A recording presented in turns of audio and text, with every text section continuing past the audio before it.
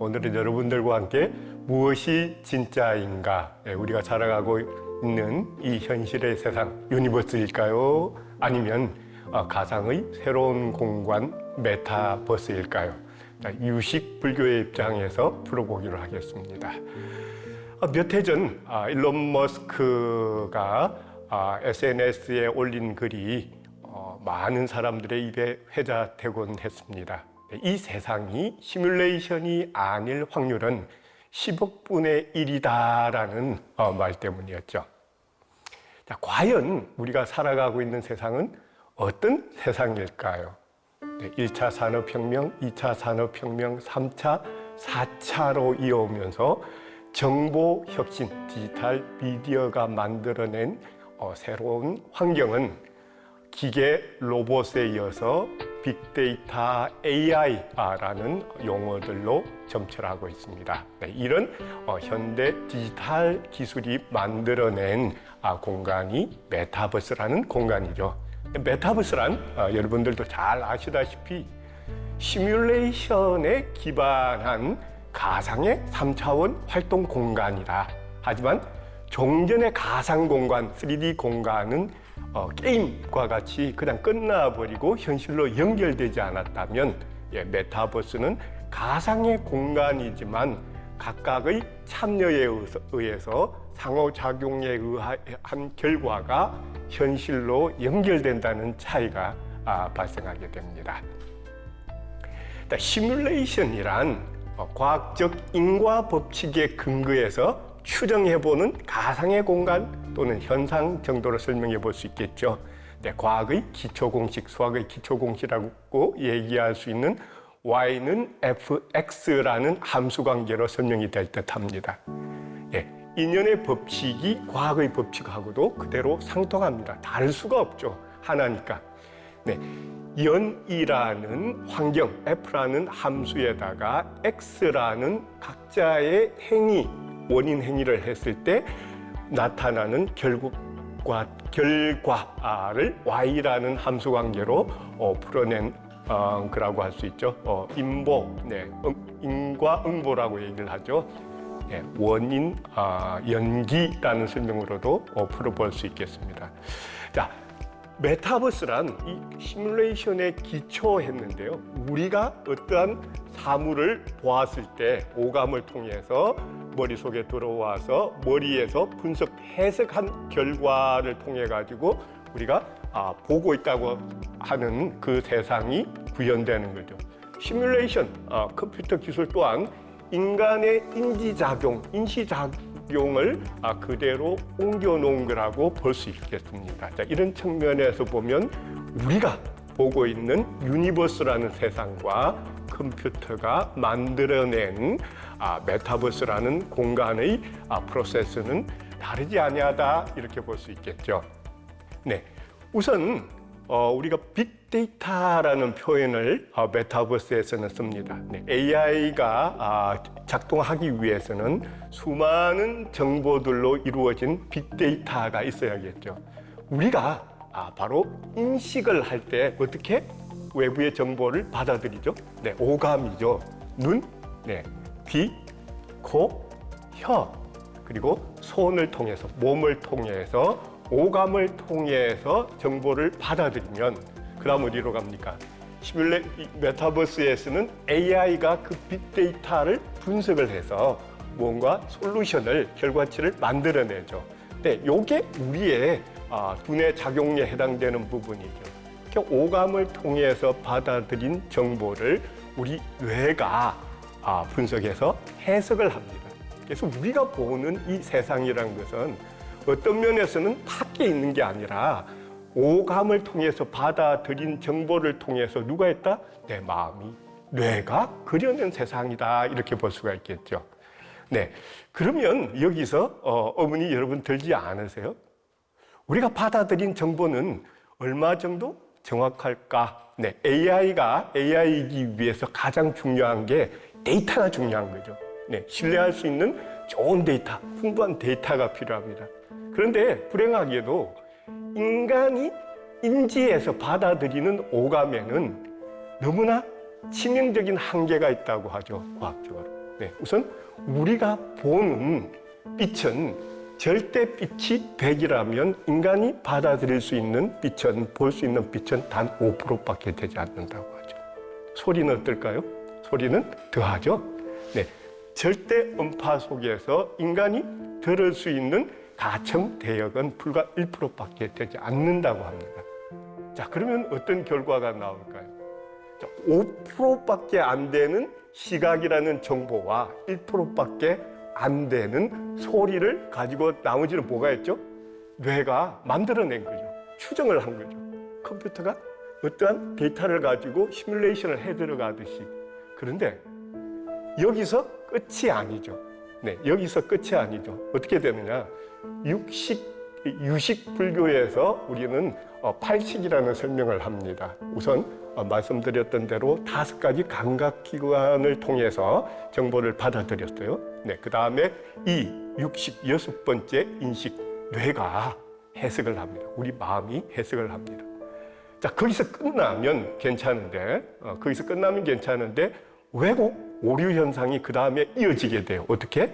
자, 육식에 이은 칠식을 우리는 유식 불교에서는 말라식이라고 얘기를 합니다.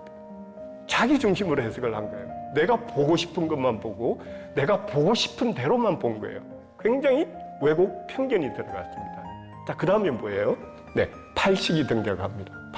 팔식을 유식에서는 아래아야식이라고 얘기를 하죠. 아래야식. 네, DNA라고 보면 됩니다. 인류가 600만 년 전 유인원에서부터 시작해서 오늘날 내가 존재할 때까지 엄청난 진화의 과정을 거쳐오면서 DNA에 저장되어 있는 무의식의 습관이 존재하고 있는 거죠. 이 또한 엄청난 편견을 불러일으킬 수밖에 없는 거죠.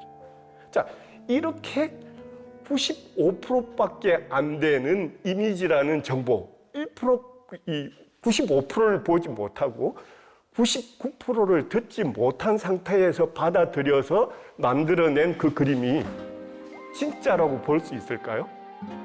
차라리 컴퓨터가 과학기술을 동원해서 많은 데이터를 통해서 받아들인 정보로 해석한 게 우리가 보는 세상보다 더 현실에 진짜에 가깝지 않을까 하는 생각은 해보지 않으셨는지 모르겠습니다. 자, 이렇게 우리가 보는 세상이란 우리 머릿속에서, 우리 마음속에서 이루어져 있는 세상임에도 불구하고 말라식, 내 중심의 편견이나 주관이 들어가서 내가 본 것만이 옳다라고 얘기를 합니다. 네. 과연 그럴까요? 100점 만점에서 전부 다 맞춰도 5점밖에 안 나오는데 거기다가 경상도 표준 말로는 겐또 그러죠. 네. 연필 굴리기 해가지고 이렇게 추정해서 만들어서 맞출 수 있는 확률이 얼마나 될까요? 네, 어차피 10점을 넘지 않겠죠. 그런데도 옳다고 우기는 이런 현상을 보면 우리는 뭐라고 설명을 해야 될까요? 네, 바로 이겁니다. 자, 이것만이 다가 아니죠. 이것만이 다가 아닙니다. 유식불교에서 또 가라사대 일수사견이라는 표현을 씁니다. 하나의 물인데 어떤 세상에서는, 천상의 세계에서는 보석으로 보이고 인간의 세상에서는 마시는 물로 보이고 물고기는 살아가는 세상으로 보고 아귀들은 피구름으로 본다라고 얘기를 하죠. 네, 저는 이거를 다른 각도에서 차원에 대한 설명으로 바꾸어 들어갑니다. 자, 차원. 우리가 공간의 개념을 설명할 때 어떻게 가죠? 네, 1차원. 1차원은 뭐가 1차원이죠? 연기로 연기를 해보시면 답이 나옵니다. 쉽게 이해가 됩니다. 자, 연기 최초의 시작은 뭡니까? 138억 년 전 이 지구별이 생겨나기 전에 우주가 태동될 때 최초의 한 점에서부터 빅뱅이 일어나면서 점점 점들에 의해 가지고 은하계, 우주, 태양계, 지구에 이르기까지 많은 점의 연결이 있었습니다. 자, 1차원. 점과 점의 연결, 선을 1차원이라고 얘기를 하죠. 자, 여러분들 이해하기 쉽게 조금 차원을 높여보겠습니다. 자, 2차원은 뭐죠? 네, 선과 선이 연결됩니다. 선과 선이 연결되면 뭐가 되죠? 네, 면이라고 얘기를 하죠. 자, 우리가 살아가는 세상이 우리가 똑똑하다고 하지만 불과 400~500년 전만 하더라도 인간들은 어떻게 했어요? 지구는 평평하다. 2차원적인 면의 사상에 갇혀 있었던 거죠. 평평하니까 어떻게 돼요? 끝에 가면 떨어져 죽겠죠. 이게 우리의 생각이었다라는 거예요. 그게 옳다라고 봤다라는 거죠. 네. 지구는 가만히 있는데 별들이 우주가 돈다라고 생각했던 지동설, 지구는 평평하다라고 생각했던 그 생각들 지금 보면 어처구니 짝이 없습니다. 근데 평면에 그 세상에 사는 사람들은 그게 옳다라는 생각에 가로잡혀서 다른 걸 보지 못하는 거예요. 자, 그러면 3차원의 공간에서 말이 되는가를 볼까요? 네, 3차원은 뭐죠? 면과 면의 연결. 뭐가 되죠? 공간 입체라는 3차원이 만들어집니다.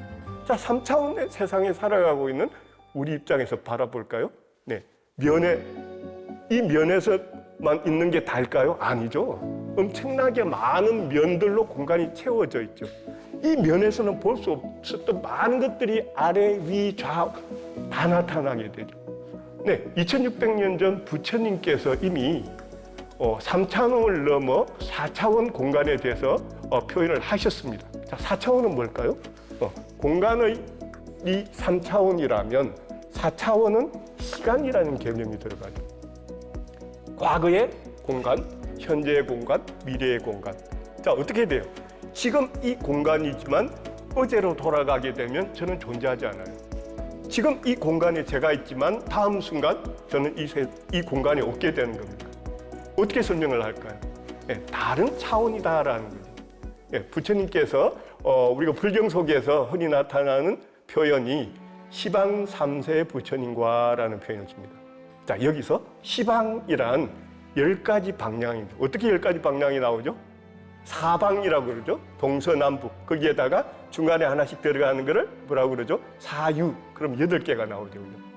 8개에다가 뭐가 들어가야 3차원 입체가 되죠? 아래, 위. 이래서 10개의 방향, 시방입니다. 정말 오래전에서부터 제대로 보신 겁니다. 볼 줄 아는 눈이 있었던 거죠. 그 다음에 여기에서도 끝나지 않고 시방 3세라고 해요. 과거, 현재, 미래라는 시간의 개념. 이미 4차원 공간을 바라볼 수 있는 눈을 가지고 계셨다라는 거예요. 우리가 마음 공부를 하고 제대로 본질을 보자는 게 내가 보는 게 다가 아니다. 그 본질에 대해서 보기 위해서는 열린 자세로 받아들여야만 가능하다라는 거예요.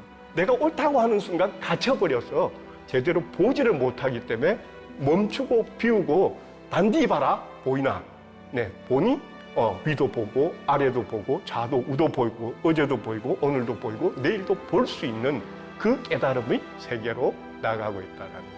이럼에도 불구하고 세상은 밖에만 있다고 생각하고 계속 밖과의 도전을 하고 밖과의 경쟁만을 합니다. 진정한 힘은, 진정한 깨달음은 밖에 있는 게 아니라 안에 있는 겁니다. 네, 환경에서도 그런 말씀이 나오죠. 네, 마음은 화가와 같아서 이 세상에 못 그려내는 그림이 없다. 또는 다른 표현으로 법국경 표현을 빌면 이렇게 세상은 내 마음이 그려낸 그림이다라는 것. 전부 여기서부터 나왔다라는 것. 그럼 뭐부터 해야겠어요? 이것부터 해야 되겠죠. 네, 내 마음부터 제대로 볼 줄 아는, 그래서 매 순간 어떤 일이 일어나고 있는가를 편견이 아니고 알아차리기 위해서 우리는 선명상을 하게 되는 것입니다.